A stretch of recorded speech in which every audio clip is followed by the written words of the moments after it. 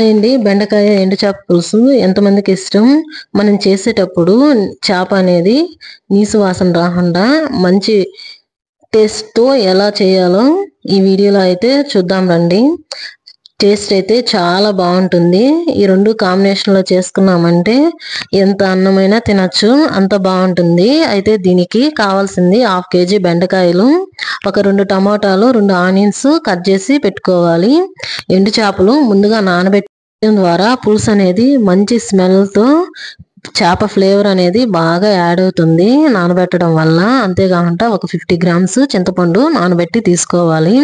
మనం చేపల పులుసు కానీ ఎండు చేప కర్రీ కానీ ఏది చేసినా కానీ మట్టి పాత్రలో చేసుకున్నామంటే చాలా బాగుంటుంది. దానికోసం అని చెప్పి నేను ఒక మట్టి పాత్ర తీసుకొని దానిలో 4-5 టేబుల్ స్పూన్స్ ఆయిల్ అయితే వేసుకున్నాను.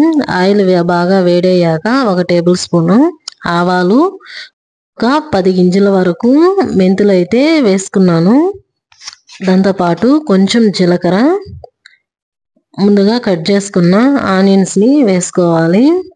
ఆనియన్స్ని బాగా ఫ్రై అయ్యే వరకు కుక్ చేసుకోవాలి. మనము పులుసులు చేసేటప్పుడు కొంచెం ఒక 10 గింజల వరకు మెంతులు వేసామంటే పులుసు అనేది చాలా బాగుంటుంది. దానికోసం అని చెప్పి నేను మెంతులను వేస్తాను. దాంతోపాటు ముందుగా కట్ చేసుకున్న టమాటాల ముక్కలను అయితే వేసేసుకోవాలి. మనం ఎండు చేపలు చేస్తాం కదా, అప్పుడు చేపల్ని మనం నానబెట్టడం ద్వారా అవి ఎప్పటి నుంచో స్టోర్ చేసి ఉంటాం కదా, ఆ మంచి ఫ్లేవర్స్ అన్నీ పోతాయి. నానబెట్టడం ద్వారా ముందుగా ఆ ఫ్లేవర్స్ అన్నీ బాగా మళ్ళీ ఫ్రెష్ చేపల్లాగా వస్తాయి. దానికోసం అయితే ముందుగా చేపలను అయితే నానబెడుతున్నాము.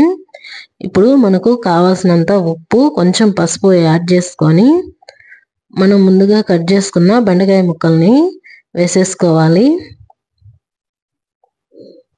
మనం బెండకాయ ముక్కల్ని వేస్తూనే పులుసు అట్లా వేసేసేయకుండా బెండకాయ ముక్కల్ని ఆయిల్లోనే కొద్దిసేపు కుక్ అవనివ్వాలి. ఈ విధంగా కుక్ అవడం వల్ల బెండకాయలో జిగురు అనేది తగ్గి ముక్క అనేది చాలా బాగుంటుంది. దీనికోసం అని చెప్పి మనం కొద్దిసేపు మొత్తం ఒకసారి కలబెట్టుకొని లేదా ఇట్లా ఎగరేసుకొని అయినా చేసుకోవచ్చండి. మూత పెట్టి అయితే కొద్దిసేపు ఫ్రై అవ్వాలి. బెండకాయ ముక్కల్లో ఉండే వాటర్ అంతా ఇంకే వరకు ఈ విధంగా కలుపుకుంటూ ఫ్రై చేసుకున్నామంటే ముక్కలో ఉండే జిగురు అనేది తగ్గి ముక్క అనేది చాలా బాగుంటుంది.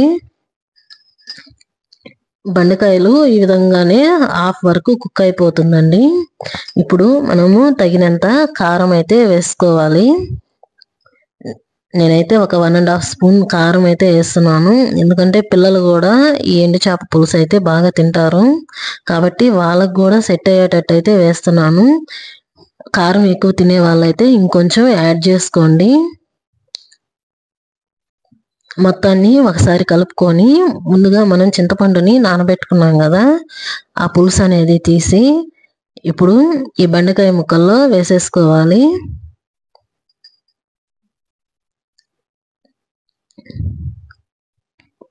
మొత్తాన్ని కొద్దిసేపు బాగా ఉడకనివ్వాలి. బెండకాయ ముక్కలు బాగా ఉడికాక మనం ముందుగా చేపల్ని ఈ విధంగా అయితే క్లీన్ చేసుకోవాలండి. కింద తోక, పైన తల, ఆ పొట్ట కాడ క్లీన్ చేసేసామంటే చేదు అనేది రాకుండా ఉంటాయి. ఇవి చిన్న చేపలు కాబట్టి ఆ పొట్టల్లో పేగులు ఉన్నాయంటే చేదు అనేది ఎక్కువగా ఉంటుంది. కాబట్టి మొత్తం క్లీన్ చేసుకొని నానబెట్టుకున్నామంటే చేప చేదు లేకుండా కర్రీ కూడా చాలా బాగుంటుంది. మనం డైరెక్ట్గా అట్లే వేసేసామంటే ఆ పులుసు అనేది కొంచెం చేదులాగా తెలుస్తుంది. కాబట్టి మనం ఆ తలకాడ, ఆ పొట్టకాడ మొత్తం క్లీన్ చేసేసి వేసుకోవాలి.